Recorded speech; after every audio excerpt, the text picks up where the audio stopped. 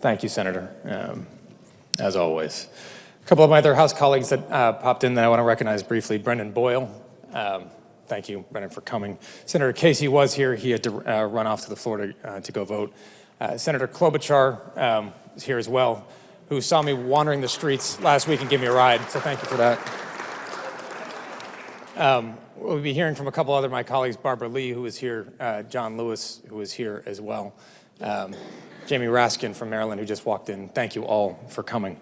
But first, before I get to our next speaker, and Bradley Byrne, he was kind enough to be the co-host, Republican co-host for this event this evening.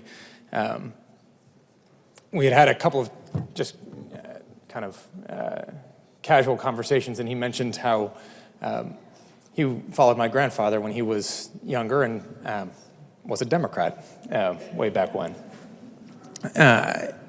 When I asked him to co-host this event, he said yes without even a moment's hesitation, which, Mr. Byrne, I'm truly grateful for. He happens to have a Democratic opponent this cycle named Bobby Kennedy. No relation, I assure you. So, ladies and gentlemen, please give me join me in a warm welcome for Congressman Bradley Byrne.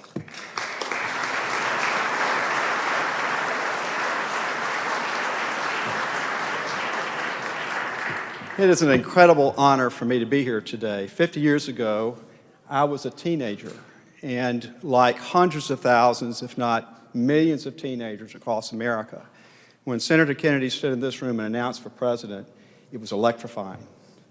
And he touched so many people before he announced, but after he announced, and you've seen the picture, some of you were there with him. And even though those of us that weren't in his physical presence, he was touching us too.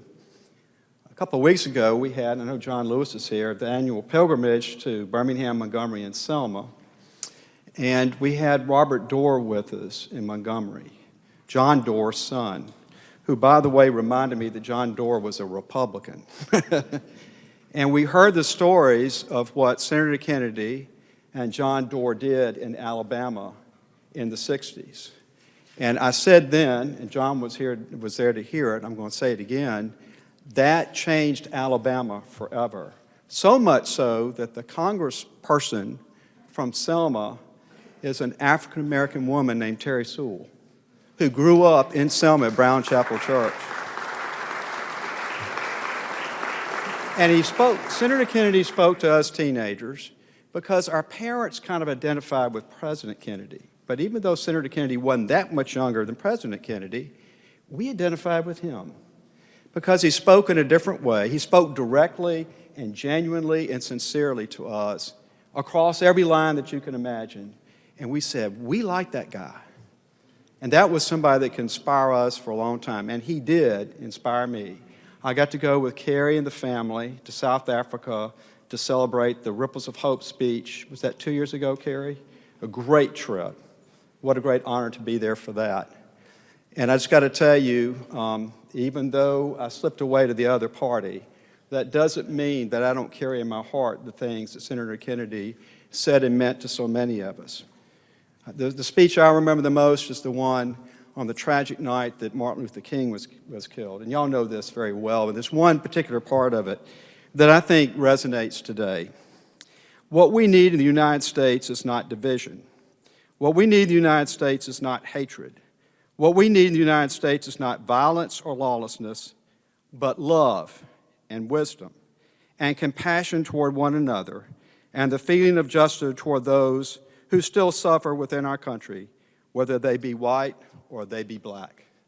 That's a message from 50 years ago at a moment of great tragedy, but it's a message we should carry in our hearts today and for days and days to come. Thank you to the Kennedy family, and thank you to the legacy of a great man, Senator Robert F. Kennedy.